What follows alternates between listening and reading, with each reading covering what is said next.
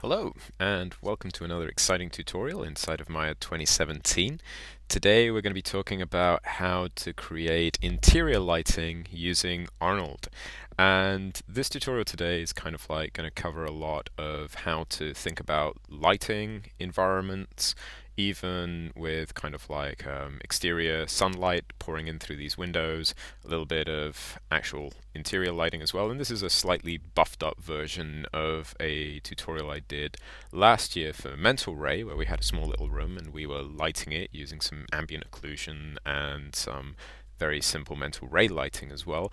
And I'm going to be showing you guys how to take that even a step further and use all the power of Arnold to actually deliver some fantastic looking interior lighting. First of all, thanks very much for everyone for taking the time for following the channel as well. We're almost up to 1,500 subscribers, which is absolutely amazing. Thank you very much, you guys, for kind of like spending some time with me every week, kind of like just doing a few odd things in Maya's to kind of like push up your beginner skills. And I really appreciate the time and the effort that you guys put into these things of just following me along week by week, just to kind of like have a look at things, and all of your questions and everything really do mean the world to me. So thank you very much for that. So first of all, what we're going to do is we're going to just see the scene that I've got over here, which is kind of like the interior of a shoebox like this. If I was making an environment, I would probably leave the actual face over here kind of like still on, but I've removed that wall just so that it's easier for me to move around with you guys and position the camera so you can see what I'm doing actually inside of the scene a little bit clearer. So we've got kind of like some light that's going to be coming from the windows over here, so we're going to have natural exterior lighting over here.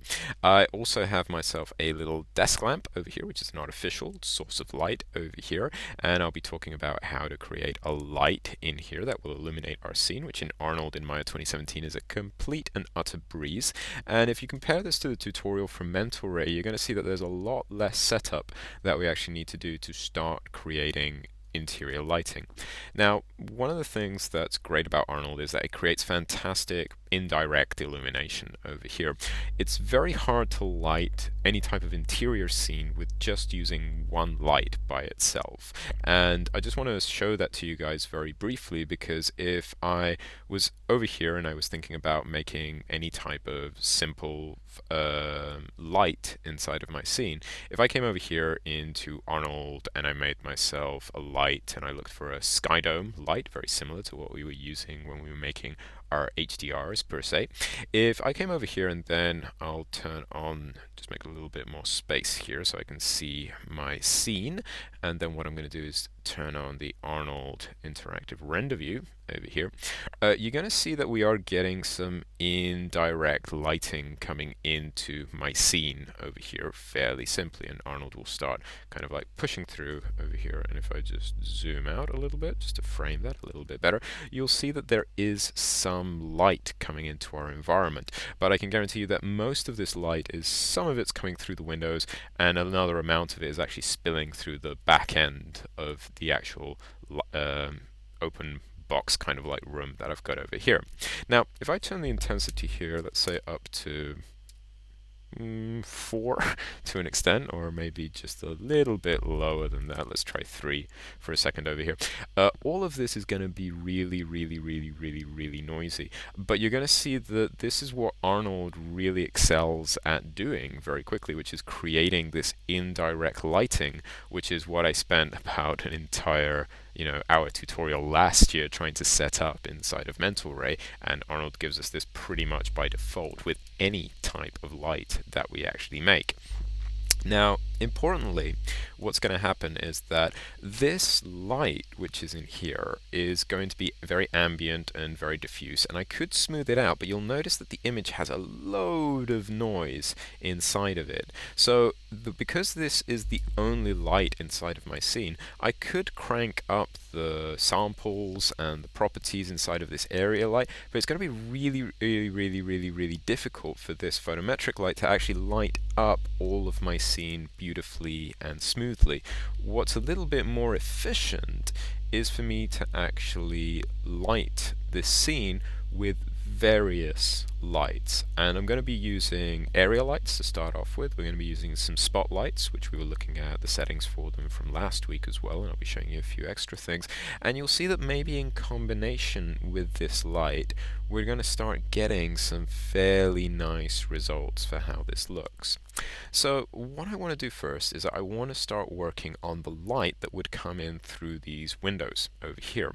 And what I'm going to do is take the intensity property of this photometric area light and just turn that down to 0. So it's going to be like as if it was off. So if I press play here, now everything's black, and surprise, surprise, Arnold will be rendering that away very quickly because there's nothing that it needs to be rendering out from the contribution of this light. What I'm going to do is create an Arnold area light. So I'm going to go into Arnold menu up here and go into Lights and choose the Arnold area light. Don't confuse it with the Maya area light, which you could use for this exercise as well, but it will just have slightly different settings and it will have the exposure and everything just a little bit more available to me. So what I'm going to do is just make this area light just a little bit bigger, and what I'm going to do is come over here and frame it so that it is actually this roughly a little bit bigger than my window frame. You can do this either by positioning the light fairly close to the window and just scaling it up, or using one of the orthographic views as well. So again, if I do this like this, just until it's a little bit bigger than the window itself. And two things about positioning that I want you guys to notice is that this stick over here that kind of like raises from the actual rectangle of the area light, that's the direction of the light. So currently my light is pouring outside of my window. So if I turn my interactive renderer on, I probably wouldn't see anything. So I'm going to hold down J on my keyboard to angle snap this and turn it round 180 degrees, just like that. And as I mentioned before, all I want to do is just position this light ever so slightly outside of my windows like that. And I made my windows square like that, so they kind of like fit really, really easily for me to scale them just like that. Okay, so now this area light is going to simulate the light that's pouring in through the window inside of here. And what I'm going to do is just do a quick little test render over here, because I can almost guarantee another thing that I should do as well is that I actually have another camera set up in this file, which is called ShotCam over here. So I've already got a camera from which I'm going to render out from. I did a little bit in the 3-point lighting tutorial of how to set up the cameras last week, which you can check out as well on the channel. And what I want to do is still be navigating around in my perspective view, but I want my Arnold renderer to be rendering out my shot cam shape instead. Another quick setting that we need to do before we boost up our exposures so that we can actually see this over here is just to make sure that we're actually rendering out in the correct color space. So if I come over here into Windows and I turn on Display Settings, you're going to see that I'm going to have a gamma property over here, which I'm going to change from 1 to a gamma of 2.2. This is important for me to set up over here because as I go lighting, I'm lighting an image that I'm not going to color correct per se. So as I boost up the exposure, I might have to use some large values. I'm going to try a value of 20 and hopefully that should blow everything out as soon as I turn my interactive renderer back on. There we go. Really, really, really bright lighting at 20, but this slider will scale to match basically the number I've got, and I'm kind of like seeing like an exposure of 17.5 is quite good for me. Maybe I'm going to do it just a little bit lower because again that is just one window by itself. Now hopefully you're going to notice that the light which is in here is going to be very different from how the outside photometric light was spilling into the environment. The light was very diffuse and quite natural as well. There was a little bit of noise, but we were actually not seeing any of these glow patterns over here, which we would kind of like expect as kind of like light photons actually just move into our scene like that. Again, the great thing about Arnold is that it gives me a lot of indirect illumination by default. Also look at the shadows on the desk over here. Automatically we get those for free, and you're going to see that they darken up around the edges. Now last year I was using an effect called ambient occlusion, which really helps us highlight this type of effect, and the indirect lighting in Arnold is so good that it actually gives us a very nice soft effect. However, Arnold is also capable of rendering out ambient occlusion, but it can do it as a separate render pass, which I'll talk a little bit more about that in future. But if I didn't have this gamma correction set up over here, you'll notice that my scene would look really dark. Now, this might be great for me to color correct and send it into Nuke or any other applications, because there's a lot of lighting information inside of this raw image. But as I'm going to be making just myself a little JPEG to use as a cover picture for the channel, what I'm going to do is work with this gamma setting to 2.2 over here. And I can always save a raw image later on if I really need to. But importantly, it's important for us to think about what's the color space that I want to light in, which in my case is the gamma of 2.2. So I'm going to turn off my display settings, leave myself this little window over here, and because this is exterior light, I'm going to use the color temperature chart over here, and I'm going to turn on my play button over here to bring up my IPR renderer one more time. And what I'm going to do is, again, I could play around with the color temperature of this room, but I'm going to put my color temperature up to, let's say, 7,500, so it's kind of like a strong bluish color, kind of like we're going to have a nice blue sunny day outside, if you can believe that that could happen with these amazingly dark windows over here. And what I want to do now is actually create a few more lights, but I want them to have all the same setting. So one of the very easy things that we can do is just make a few duplicates of our light. I'm going to go into Edit and duplicate the light, and if I turn on my interactive renderer over here, or I press Ctrl D or Command D on my scene, you're going to see that the light, when I duplicate it, actually doubles the amount of light which is in my scene. Again, because light is an additive process, and you can see that as I move the copy of my light in my viewport, it's now going to start illuminating other areas of my scene. Again, press Ctrl D or Command D if you're on a Mac like myself, and again we can see Arnold giving us some wonderful near real-time feedback in this IPR renderer over here. So all of a sudden, this is reasonably close to where I actually got my tutorial kind of like lighting-wise quality in terms of mental ray, but it's really taken me a very quick time to kind of like just add all of this indirect lighting over here inside of Arnold. Now, you'll notice that when I'm doing any of these renders, they're all really grainy and bitty, and it's a good idea when you're lighting to be okay with lighting at this way over here. Don't fret too much about if there's noise in your images, because we have to start later on adding more lights and really deciding what is causing our problems inside of this image and where do we need to add more samples. Now, samples can be related to the overall quality of the image, they can be related to the lights specifically in their shadows, or they could be related to specific material settings. So I'm just going to pause the interactive renderer over here, and I'm going to bring up my render settings by either clicking this little gearbox button over here or going into Windows, Rendering Editors, Render Settings over here. And inside my render settings, I have the Arnold Renderer tab over here. And here is where the main quality properties are for my actual rendering. Now, of course, we've spoken before about the anti-aliasing main controller, which is like the main control that improves the quality of my overall scene, but also that there are other properties which are down here as well, which are the diffuse, the glossy, the reflection, the subsurface capturing, and the volume indirect. Now, these numbers, they're on by default, and they work quite well. But for example, if we want to optimize the speed at which we're rendering, there's a few settings that we can actually do to help this happen.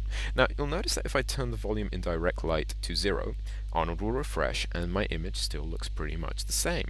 And again, my scene has no subsurface scattering, and if I turn that down, it's going to look like it's the same. And if I then turn off the refraction, turn off the glossy, it seems like everything still has the same textural quality like that. But what happens if I turn the diffuse down to 0?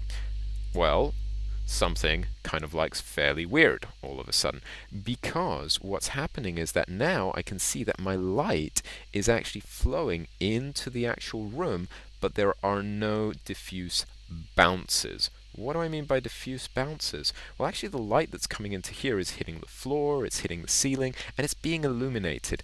But we're telling Arnold to not have any diffuse bounces at all. If I turn the diffuse bounces up to 1, we're going to start seeing that indirect illumination coming back into my scene. And that means that the light comes in, hits the floor, bounces up in random directions, and will hit a little bit on the actual scene like this.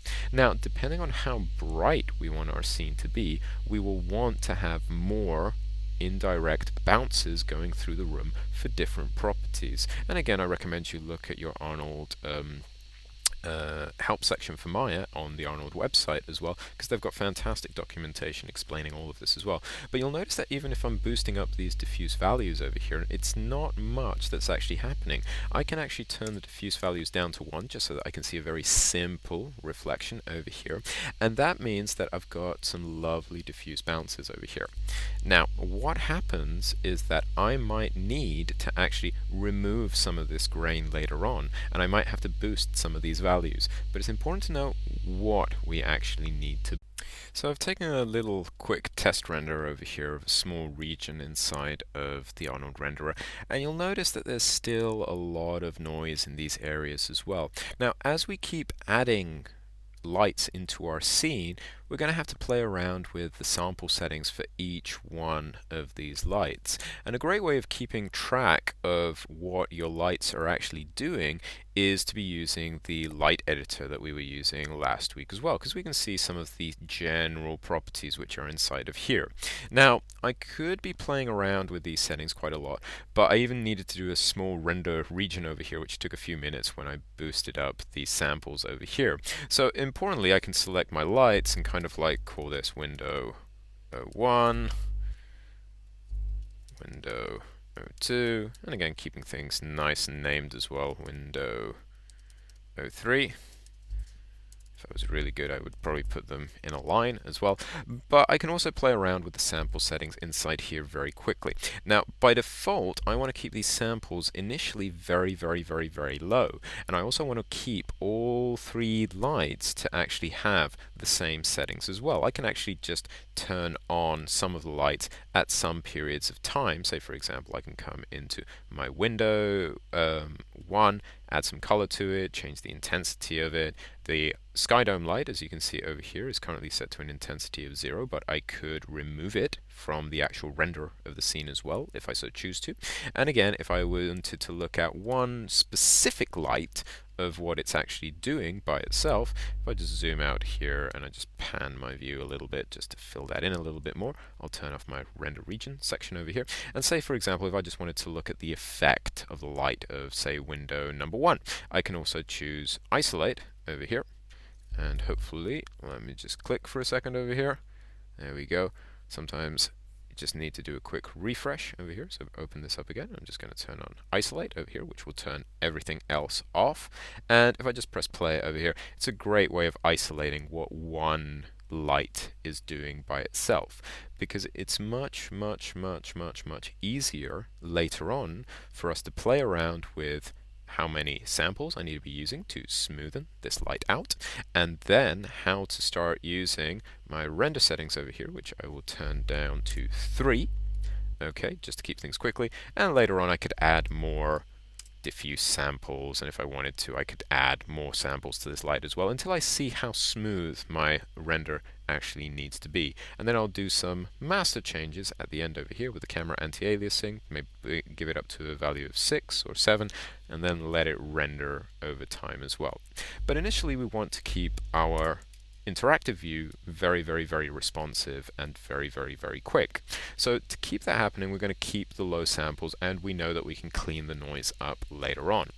The last thing that we can do that can help improve the speed of our real-time playback is to actually have a look at what's the bucket size that we're actually using, which basically you'll have to look up a little bit online because it very much depends on how many threads your computer can actually use. Now my laptop's not particularly powerful, but if I turn the bucket size down inside of the Systems tab in Arnold, what's going to happen is that it will change the size of those little squares that come across our screen like that, and you're going to see that this will take a little bit longer to kind of like work its way around the screen, but my computer is now capable of using all of its processors to be able to actually render out the scene of the image. And you saw that that took less than half the time than we were waiting for right now to render out the entire frame like that.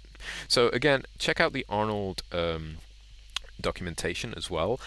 Every computer is different. This isn't a magic number per se. 32 is working fine for me as well, but it will be specific to your computer as well. Smaller values are just dependent on how powerful the processor of your computer actually is.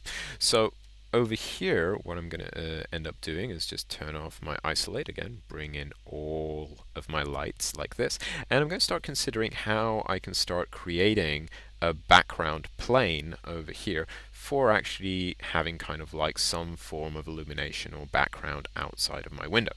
Now, we have used HDRs in the past. HDRs can be used perfectly for, creating a texture on top of the environment sphere.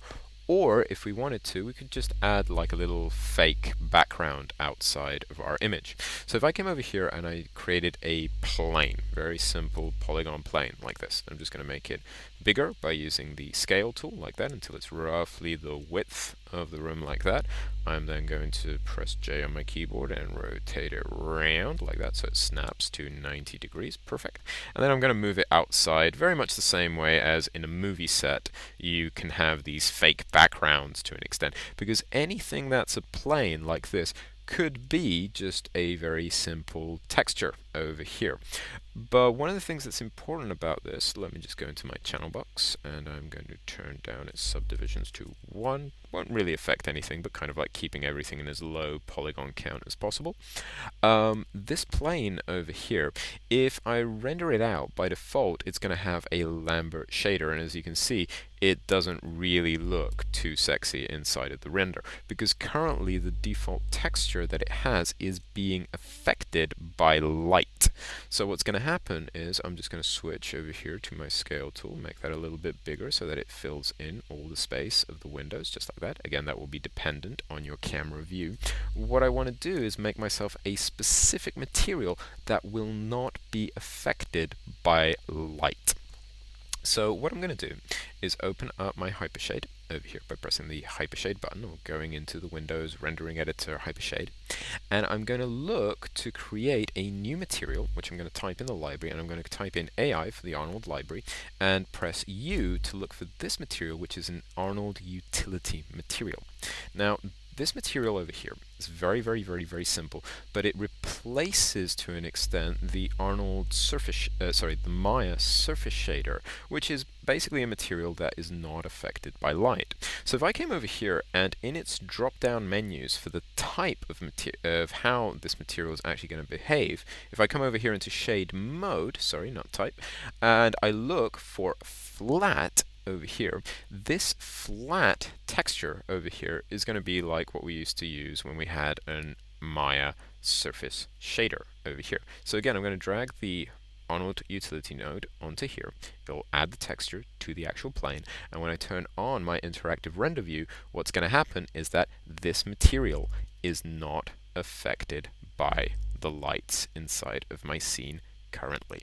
What's happening is that it's projecting white pixels because it's picking up this color that I have in here, and it's using that color without a huge contribution of the Arnold lights. So you see that I could change the color of these lights to red, and what will happen is that the pixels for this image will be red like this, but notice that it's spilling just a little bit of color here, but you'll notice that the white lighting over here is exactly the same.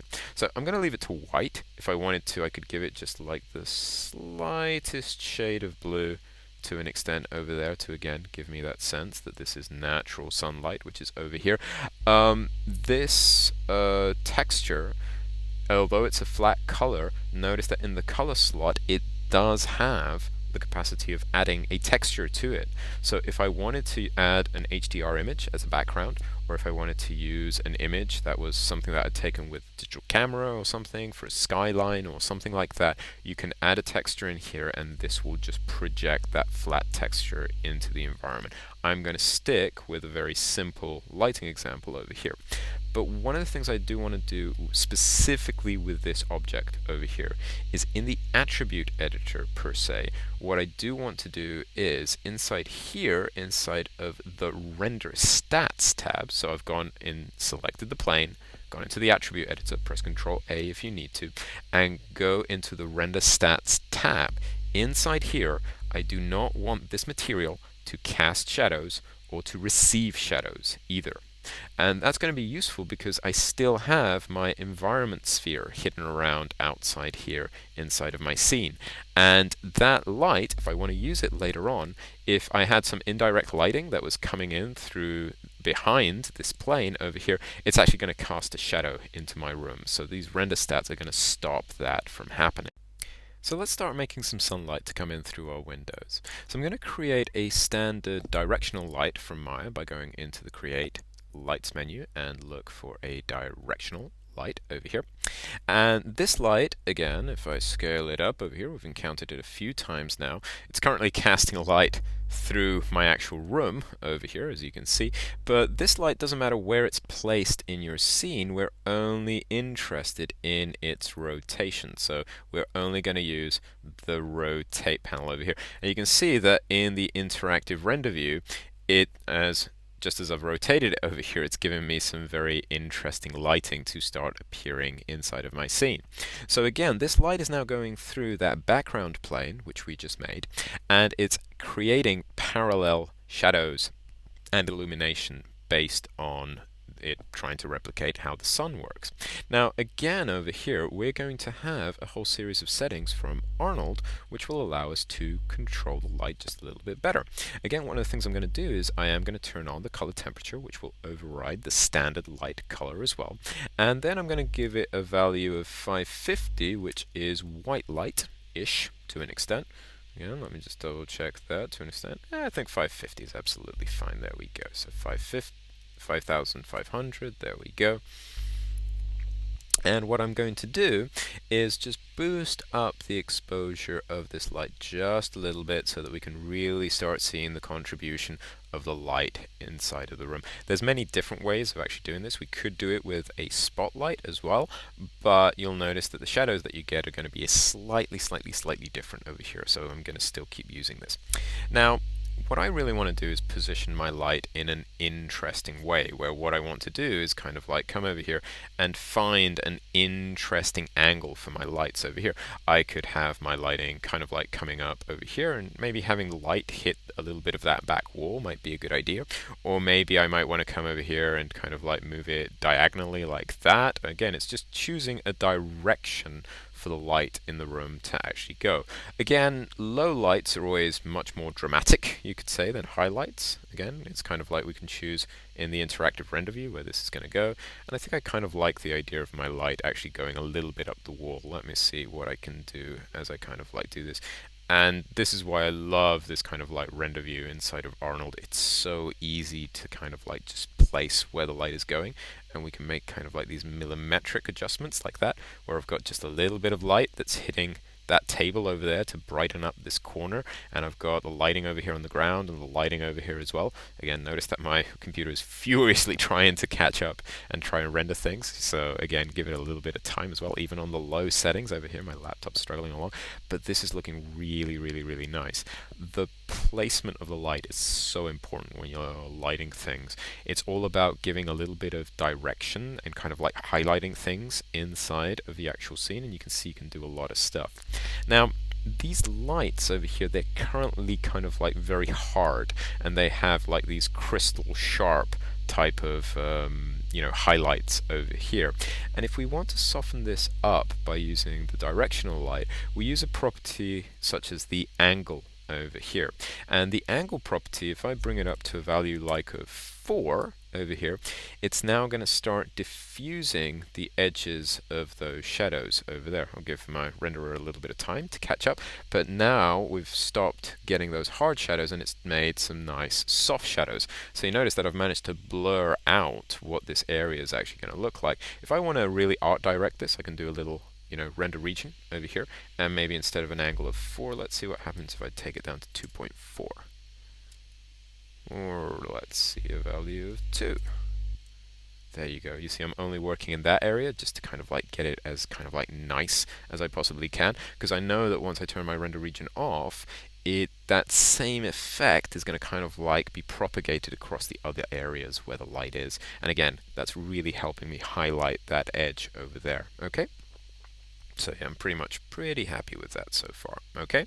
So the light inside of here, again, will have to be softened out later on. It does have some shadow density, but if I really notice that the performance of my render view is going down, we need to optimize things. And one of the big things that we can help to optimize is this property over here, which is called effect volumetrics. Now, if I turn these properties off over here, you're going to see that there's no big dramatic change inside of my scene over here, other than if I pretty much turn these values off, my scene should start to render out a little bit quicker in my IPR. So I can do this pretty much with all of the lights which are in my scene. So if I come back to my Windows 3 light over here, you'll see that there's a property over here which is effect volumetrics and cast shadows, and you'll see over here Windows 2, I am also going to come in here and turn off cast shadows. Where are we?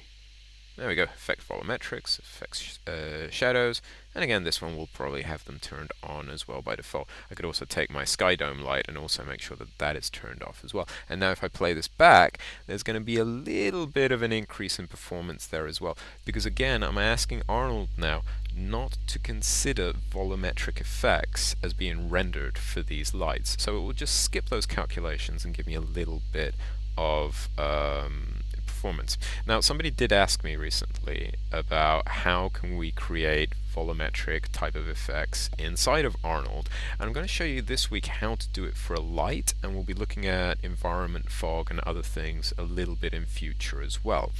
But as you can see over here, even though my image is fairly grainy, it's still casting out fairly quickly, and what I want to do is add another light to help complement the light that's coming in through the windows, and that light we're going to add basically some volumetric lighting coming in from the side.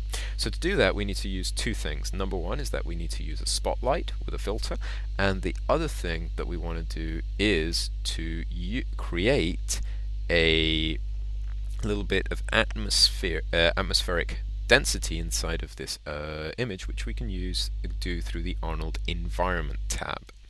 So to do that, I'm first of all going to create a standard Maya spotlight. So I'm going to come into here and I'm going to look for a spotlight over here, and inside of my scene I'm going to rename a few things as well, just so that I don't forget. This is my sunlight, and this thing over here is going to be my volume light. Okay, so there we go. Now this little guy over here, I'm just going to scale him up so that we can see him a little bit clearer over there. There we go. There's the cone of my light, and I might see some effect of that over there. I'm going to press T on my keyboard to bring up the target mode for this light, and I'm going to position my light outside of my room. So I'm going to navigate around just like this. Turn off my interactive renderer for just 1 second, just so that my system can actually perform just a little bit better. There we go. Just pause it there. And what I'm going to do is position this light somewhere where I want the target to actually hit, and then all I want to do is just position this light outside like this, move it off to a corner like so, and if I turn on my viewport lights, will I actually see the effect of the light? Yeah, there we go. You can see that I can actually just get a little bit of the light direction kind of like figured out over here, because again Maya's viewpoint 2.0 is just ignoring pretty much where the geometry. It's just giving me kind of like the spotlight over here. If I wanted to be very tricky with it, I could turn on the shadows over here, and you'll see that I can also position my light just so that it kind of matches a little bit where the directional light was actually coming from. But again, I'm just going to do a little bit of this here. I'm kind of like making it so that it tries to fit in over the top like that. I'll get it there in a sec. There we go. Okay, so I've got a little bit of volume light coming in from the side of the image, just like that. And if I think I move the target a little bit, there we go. So I've got my light roughly in the position that I want. Will probably have to tweak it when I turn on the interactive renderer. And let's just have a look at how that looks for now. I'll go into the attribute editor, and again I'm going to have to mess around with the Arnold properties of this spotlight. And I'm also going to turn on some color temperature. Let's see what happens with the color temperature around 4000. So I've got some orangey yellowish type of light, or I might actually do that in a sec with the actual color of the light instead, depending on the results that I get with the fog. And I want to kind of like play around with the exposure. And again, I'm going to give it an exposure value of 20, which will probably be pretty high, like that. There we go. And I can actually see that the light is kind of like going in through the window over here. And I just want to move it ever so slightly over here, and I can also change my lens radius just a little bit like that, hopefully to see if the light is a little bit bigger. Am I going to get some softer shadows over here? And this light, I am going to leave the volumetrics turned on like this. Now, currently I can see the light color, but I can't see the beams of the light actually coming in through the window. And to make that happen, I'm just going to pause the interactive renderer. I'm going to open my render settings over here, and inside the Arnold renderer tab, there is a property called environment. Now, here traditionally we've also added the background HDR inside of this slot over here, but there's also a tab here called atmosphere, which will kind of like create little particles of dust inside of the actual image per se, and the light should start picking those lights up. Now, the atmosphere over here, if I click on it, you're going to see that there's a few problems over here, the AI fog and also the AI volume scattering. Now, this particular effect I'm trying to make is inside the AI volume scattering property over here. And as I turn this on over here, you're going to see that if I turn the interactive renderer, it doesn't look like anything has happened. However, if I take this density property and I bring it up just a tiny amount, you're going to see, oh my god, there comes the light. Okay, so again, very tiny amount, that's 0.4, and you see 14, and you see that I've already got this huge overblown out image over here. I'm just going to turn this down to 0.5 roughly, and if you are having trouble with the color of this, you can also play around with the color of the volume light as well. So I can actually introduce colors over here, and you'll see that as I add darker colors, the effect of the fog is going to be less as it mixes up. If I turn it into a black color, the volume light pretty much disappears completely. So to pick up those little particles of light, like this over here, I have to start lighting up my scene just like that. There we go. Okay, so I think I'll just add a little bit of that. And again, it allows you to do all sorts of crazy combinations as well. Done. Be careful with these other properties as well. The attenuation should also help us control this setting over here. But you're going to notice that as I do this over here, it's going to kind of like allow a little bit of fall off to actually happen like that. So you're going to see that the particles are a bit more visible when they're close to the light, and as they fall away from the light, they're going to be less and less and less visible. Again, these settings add a little bit of realism to our scene, but we have to control them so that, again, they're very, very, very, very subtle. Again, I'm just going to give my attenuation maybe a value of 0.5 there. Sorry, 0.05 over there, and you'll see that I've got this kind of like stream of light coming over here. Now that looks kind of like quite interesting in terms of, volume lighting per se, but I might want to make this look just a little bit nicer as well. So if I really want to push to actually see these beams, there's a little adjustment that I need to do on the light itself. I'm going to come over here, and I'm going to move my lights up again to help art direct what's going on over here. If I need to, I can also make my cone size just a little bit bigger, so that more lighting is basically hitting those other windows as well. There we go, pretty good. And if I want to, I can also take this penumbra angle, but I don't think it's going to cause too much of a problem because that will only be to the edges of this. What happens if I add a little bit of drop off to it? There we go, a little bit more natural. There we go. As I said before, a lot of this is just going through the settings and making sure we're playing around with the right stuff. So again, give me a radius of 5. I'm starting to see those shadows start to diffuse a little bit like that. But if I want to see kind of like the nice volume, like God rays coming through the window, I'm going to have to increase my sampling a little bit. There we go. And I might just add a little texture to my light as well by going into the light filters over here. And I'm going to look for a gobo. Now, when I turn the gobo on over here, this should allow me to choose a image or a texture per se. So instead of kind of like going online and looking for an image, all I want is a very simple noise type of filter. So I think I'll just choose a fractal. And again, I'll choose fractal or solid fractal. Let's choose fractal over here. And you see that what we've got is kind of like this little swirly type of texture over here, which if I just come over here and mess around with some of the settings just to bring up a little bit of the frequency, and I want it nice and contrasty with that amplitude. There we go. And now if I look at this, will this gobo start reflecting a little bit more of those textures over there? So currently it's a little bit difficult to see, but you're going to see that a few little adjustments can make a big difference. Now these settings might be slightly different on your computer, but one of the things I want to do is actually boost up the intensity a little bit so that the volume light is a little bit clearer. So I'm just going to boost that up maybe to about 23. It's okay to go over. And we can actually start seeing some of the light actually having almost like a streak-like effect as well.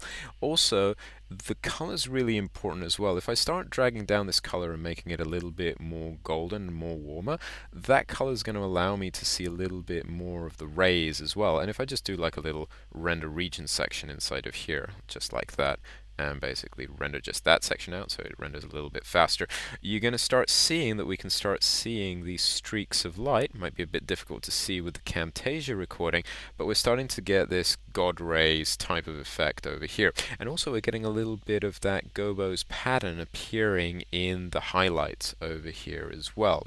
So importantly for us, we want to make sure that we are still kind of like working with this, but if we want this kind of like volume light effect, the gobo plus the actual environment as well will help us do that as well.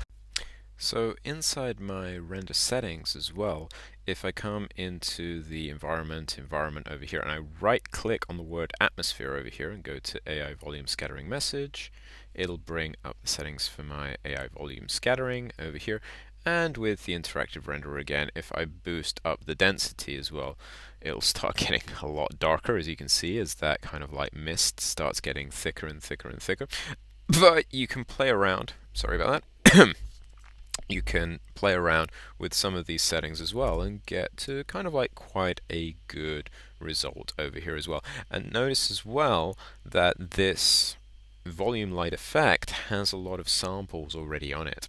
Now, the reason why this is working is because the only light that's inside of my scene that's casting volume lighting currently is that spotlight. So it's still allowing me to keep my render time to be reasonably good as well. But now this light is just way too intense. So I'm going to click on my volume light again, and what I'm going to do is just drag down its settings. You're always going to see that we're going to be bouncing between the actual settings as well. So I can see that that effect is clear over there. I'm going to take my cone angle and maybe make it a little bit larger, like so. I just want to have kind of like this nice difference, so it looks like the sun is kind of like setting and it's a little bit over here to the left hand side over there. But I'm always having trouble with the color over here, the color temperature. I think it's a little bit limiting sometimes, so I'm just going to give it the color that I want it to have, almost as if I was adding a filter to it like that. So I'm going to go for this yellowish white type color, which is probably going to be much more to at least my liking as well. But that's art direction for you there. There we go. And we've got this beautiful stream of light coming in here. Now, one of the great things that Arnold does as well is it allows us to take objects and turn them into lights. And this is going to be really useful for the interior little lamp that I've got over here, which if I just focus in on it over here, because my light has a light bulb inside here. Now, last year, I actually did my little tutorial, and that tutorial very much was about taking this mesh, actually putting a spotlight into it to create the cone of light that would come out of it over here, and we were just making sure that the light bulb inside did not cast or receive shadows, and we were just using a standard Maya light to create the cone of light, very similar to what we were doing with this window over here. Now you can do exactly the same thing with Arnold as well, because Arnold will allow you to make this kind of volumetric lighting as well. However, to introduce you guys to a new tool, one of the things that you can do is you can select any object inside of Maya, any mesh, which is here, and I can come into Arnold, Lights, and choose what we can call a mesh light. Now, this mesh light over here, currently it looks like it hasn't done much to an extent, but this mesh per se, this bulb object over here, inside of the Arnold tab, now, again, remember this is a piece of geometry, exactly the same way that this lamp is a piece of geometry, you're going to see that it's changing the type of Arnold object it is to what it calls a mesh light. And if I do a very quick render view over here of the, perspective camera over here and press to update my IPR, you can see that I have over here again a little bit of a render that's just coming up, and currently I can't see this object over here, but if I start boosting up its exposure value over here, you should start seeing that now this mesh is starting to emit light. Again, let's do one of my old kind of like, let's blow it all out like that, give it a very high intensity, and then let's bring it down, down, down, down, down, like this. So you can see that now it looks like there is a light over here as well. Now, if I actually want to see the bulb itself in Arnold, one of the things I'll just do is turn on the 3D manipulation tool, just so that I can actually navigate inside of the render view. It's really cool just by using the Alt and left and middle mouse buttons. There we go. I'm just going to do a quick render region as well, just because I want to see only this area over here. And if I want to see the light, very simple. Little light bulb option over here of turn on, the visible light, which is over here, and it will show me the mesh with a little bit of a glow around it, just like that. And you'll see that as the renderer fixes itself up, what's going to happen is that that light, again, that object is going to emit light as well, and little by little it's being covered over by light particles. So what we really want to do is kind of like do the same thing that we would do with any light. Give it a specific color, make sure it's not too saturated, maybe a orangey type of tungsten bulb might be just fine if I want to see the color of it. There we go, beautiful lighting over there. And again, just double check the rest of the settings over here. And again, I'm going to leave this one to also be affected by the volume fog as well. So this also will actually have its light affecting the volumetrics which are inside of the scene. Now currently we can't really see a lot from this point of view over here, but if I started boosting the amount of how intense the exposures are on this light, we're going to start seeing affecting the volumetrics as well. And if I wanted to, I could also boost this up to, let's say, 3 or, no, let's do 4 samples like that. It's going to be a little bit high, but it's going to allow us again to kind of like have some nice diffuse lighting inside of here. So I'm just going to give that a few seconds just to show you a slightly more polished version of that. And again, the light and the shadows that this light produces will be nice and soft like that. Perfect. Okay, let's go back to our shot cam over here. Let's render the whole thing out. So I'll turn that off over there. And currently I can just see like a little contribution from the light over here. I can see a little bit of the light coming through the hood section over here of my lamp. So I'm just going to go into here. And you're going to notice, hopefully, if I really played around with the exposure, that as I boost the exposure of the light up, even to the point where it blows it out, I'm now going to start affecting the volumetrics which are in the scene and turn this into a volumetric light like that. And you see, just with a simple click, I can create a volumetric light inside of my scene just like that. So I'm going to turn this down a little bit, and I'm going to leave mine at an exposure of about 12 like that. And now what I need to start doing is start thinking about what else can I do to start sweetening this image up over here. So I've got kind of like this evening type of look over here with the sun kind of like setting, or maybe early morning or something like that, which to me looks really, really, really nice. When I was practicing this, the look of it is a little bit different. To an extent, it was more like a early afternoon type of look with a slightly brighter, bluer sky outside, but you can very easily color correct that as you see fit. So what I want to show you next is how we can start adding some other effects inside of our scene that are somewhat related to indirect illumination, but they also have a little bit to do with texturing as well. So if I come over here, and I'm just going to make sure that my interactive renderer is paused, one of the things that happens is that if I take a section of my renderer over here, like this wall over here, currently all the walls have the same color, but what happens if I added a texture to this wall over here? So I'm going to come into my outliner very briefly. I'm going to make myself two Arnold standard materials very, very, very quickly. Now, you might have seen this in some tutorials as well, where people talk about color spill. And what I'm going to do is create two brightly saturated Arnold standard materials. So I'm going to make this first one, which I'm going to call red over here. And what I'm going to do is select this color over here, and I'm going to choose maybe kind of like a nice bright saturated red like that, maybe with a little bit of a slightly darker tone like that, okay, but a nice bright saturated red. Then I'm going to make myself another Arnold standard material, and I'm going to call this one blue, just to keep things nice and simple. And again, I'm going to choose blue, choose kind of like my favorite hue of blue, and then just give it maybe a little bit of a color like this. There we go. Okay, done. Very, very, very, very simple. Okay, so with my red and blue selected over here, and we can see them over here, I'm going to apply one of these textures to the side walls over here. So I'll start off with the red one per se, and I will select my object, right click on it to go into face mode with the contextual menu, and I will click on this face over here, and then I'll go back into my outliner, and I will right click either on the swatch or on the shader itself down here in the workspace, and I will go assign material to selection, and that will add a red material to that wall. Again, because I'm still in face mode, I can also select this wall over here, and I will right click, and it will add the Arnold standard material to just that one face. Make sure you do your face selection first. So there we go. I can close my hypershade, and if that worked, always emphasize the word if it worked. There we go. Do I have to maybe reload and update my full scene? 2 seconds. And there we go. Just took a second for the new textures to actually come out. Again, if you're not seeing things, or things are missing from your scene, or your interactive renderer slows down, please make sure you hit this update full scene button. It's really, really, really useful. Okay.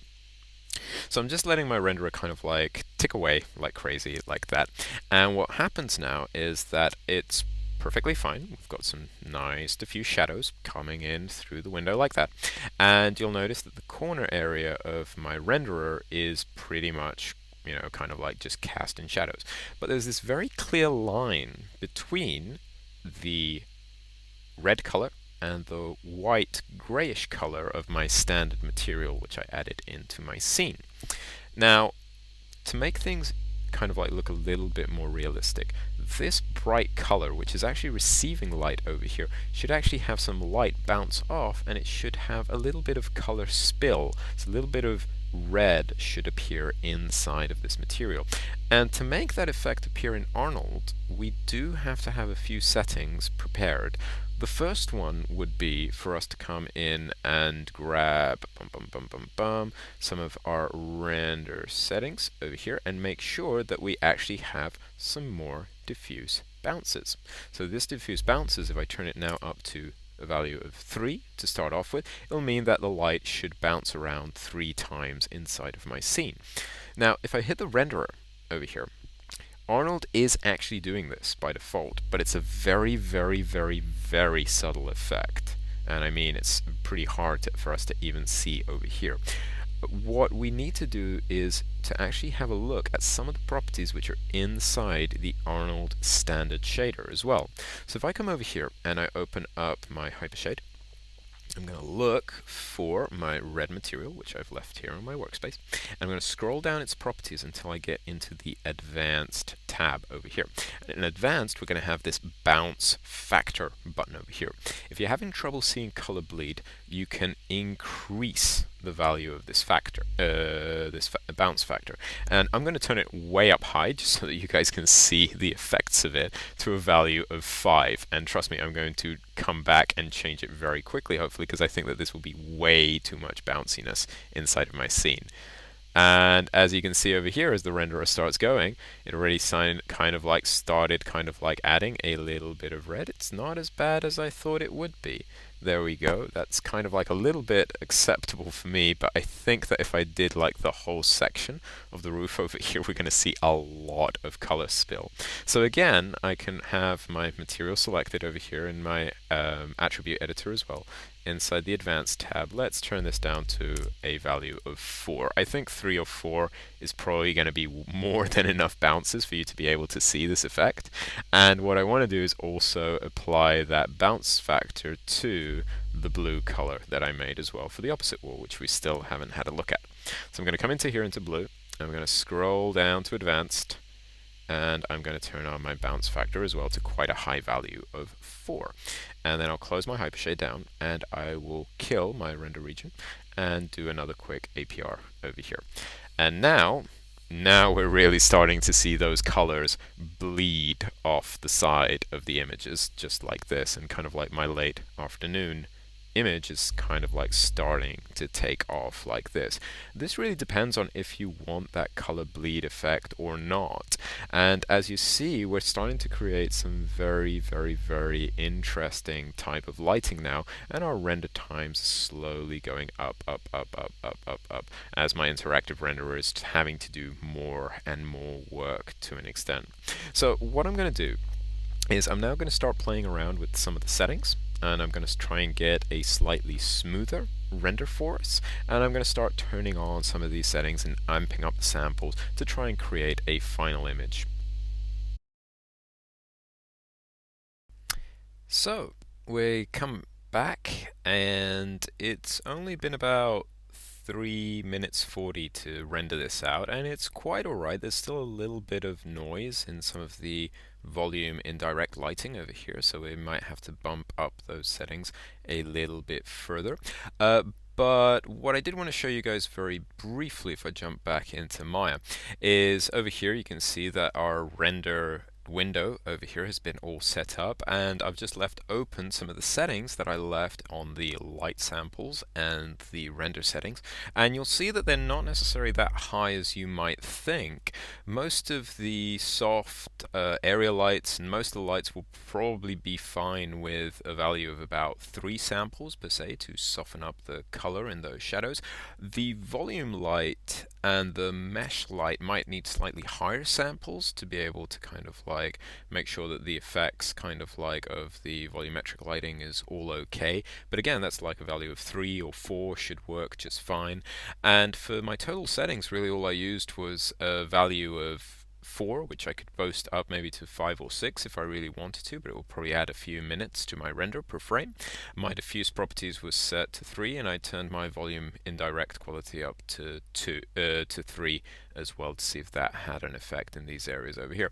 So we're gradually getting closer and closer to get kind of like some good settings, and you can actually see these when you're working. If you take kind of like a small render region kind of like, and you look at specifically the area that you actually want to be working in, and if you start changing some of these settings and you start seeing the effects smooth out, that's the way that you can start debugging kind of like the problems and just making sure that you're using the minimum settings settings possible. When you're using Arnold or any type of ray trace shader, you need to make sure that you're rendering out with the lowest settings possible, because that keeps you efficient. If I just whack this up to 22 and had a ridiculously long render, which is really too long for kind of like anybody to wait around for it, it might be that my samples just had an error that they were too low. So it doesn't matter how much I boost this value over here, it's going to be conditioned by other things that are inside of the system, and it can also be the density of the volumetric lighting and other stuff like that that I might need to tweak, or even turning down the exposure of this light will probably minimize that noise a little bit as well. So as you get more confident with the software, you're going to be able to see kind of like that it's a lot easier to work in small regions, and then to start softening out all of the effects until you can render out with the minimum settings possible. And again, 3 minutes 40 for a render is quite reasonable. If this was going to be finished for production, I'd kind of like leave it rendering and maybe kind of like come back 10-15 minutes later and be happy kind of like having that frame actually done. Now the next thing that you might want to do is that you might want to save some of these files out. So after the renderer has finished rendering out, and remember we can render without having the interactive renderer turned on, we can save either an original image or we can save a color corrected image.